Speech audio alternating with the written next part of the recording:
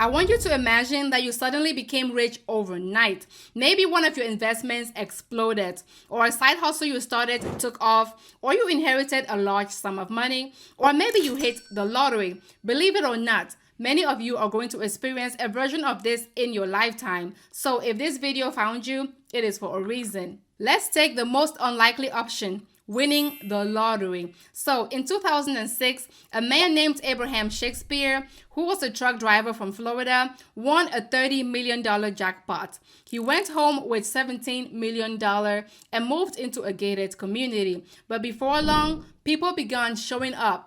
Old friends, distant families, and even strangers wanting a favor. And eventually, one of those friends took advantage of him, drained his wealth, and he was later tragically unalived. So yeah, money changes your life, but not always for the better. When wealth comes suddenly, it can reveal people's true colors, destroy relationships, and even put you in danger. So here are the 7 things you must do if you suddenly get rich. The first rule of sudden wealth is tell no one. Real G's move in silence like lasagna. So don't post about it. Don't flex it, and don't even hint at it. Once people know that you have money, you become a target for scams, lawsuits, manipulation, and jealousy.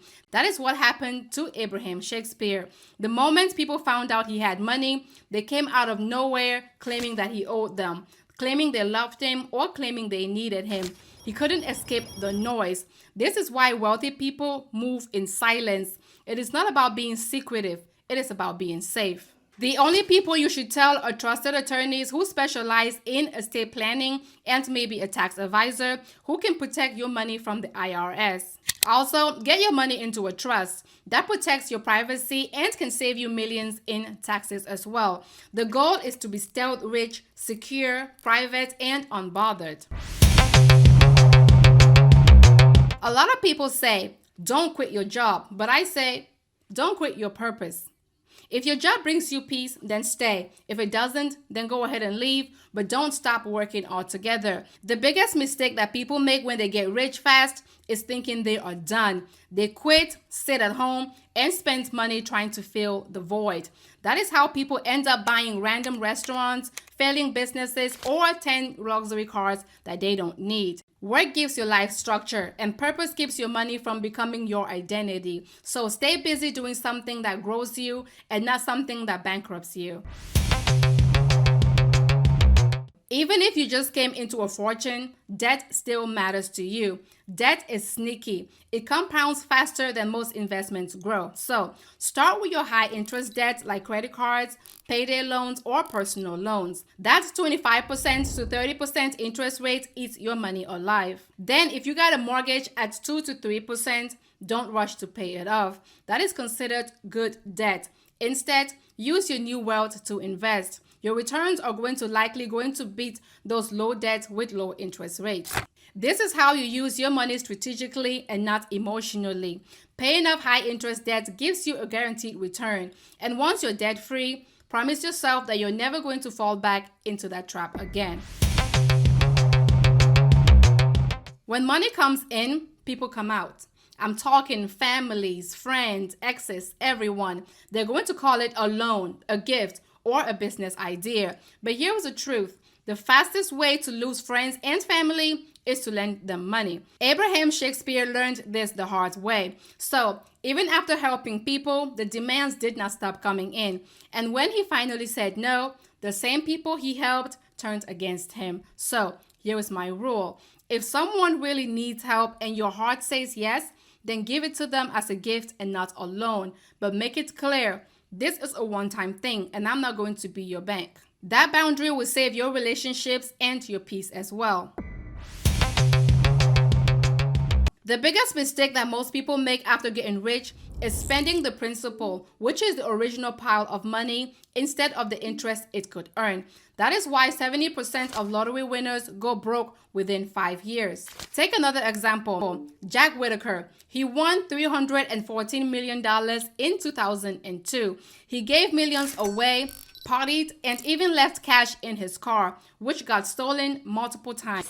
And within a few years, he was broke, and heartbroken as well. The lesson: you want to build a money tree that keeps producing fruit and not chop it down for quick cash. So here's the rule of thumb. If you want to live on $200,000 a year, then invest at least $5 million. That is the rule of 25. Your wealth should earn your lifestyle and not fund it. Now, let's talk about the fun part, which is making your money grow. You can't rely on bank accounts that pay 0.01%. You need an investment strategy that builds wealth safely and consistently. If you had $1 million, here is one example of how to invest it. But before I utter another word, this is not financial advice. If I were building a smart, balanced portfolio from sudden wealth, here's exactly how I'd think about it. First, I'd invest $1 million into a total stock market indexed fund. This kind of fund gives you exposure to over 1,000 US companies, including giants like Apple, Microsoft, Amazon, Nvidia, and Alphabet, all in one place. It is designed for long-term growth and has averaged around 9% annually over the past 2 decades. Think of this as the engine that drives your wealth forward over time. Next, I'll put another $1 million into a total bond market index fund. Bonds are essentially loans that you give to the government or corporations, and then they pay you interest in return. Owning a broad mix of bonds helps balance out the ups and downs of the stock market. It adds stability and consistent income to your portfolio. Then, I'd allocate $1 million towards real estate, half in residential properties and half in commercial. Residential real estate like single-family homes builds value through appreciation, historically around 7% per year in the United States. Commercial properties like warehouses or small office spaces are ideal for steady cash flow because tenants often sign longer leases and cover maintenance costs as well. For diversification, I'd also include a smaller speculative position, about $500,000, right, in blue chip cryptocurrencies like Bitcoin or Ethereum. These assets have seen explosive growth over the past decade, but they're volatile, so treat them as a 5 to 10% moonshot allocation. Don't put more than you can afford to lose. And finally, I'll park $1 million into a high-yield savings account, like the one SoFi offers at a 4.5% APY, to keep a portion of my money liquid and earn solid interest while staying easily accessible as well.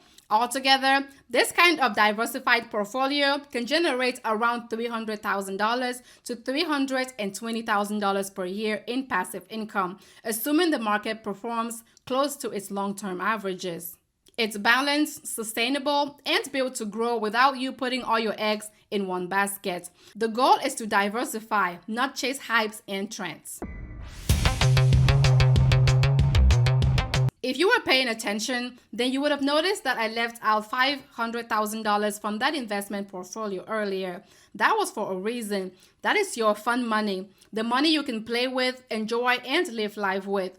Go take that trip. Fix your mom's house. Start that non-profit business. But remember, real wealth is not logos or Louis bags. It is freedom. It is waking up every single day and choosing what to do with your time. So once you've stabilized, think bigger. Legacy, impact, and building something beyond yourself. The rich who stay rich are the ones who buy back their time and not the ones who buy more stuff. If you want a free yet powerful way to keep more of your money, then go ahead and check out the link below for my free Spending with Purpose tracker. But don't click on it just yet. Make sure to subscribe. And always remember that the best time to invest in yourself was yesterday. The second best time is now. You got this.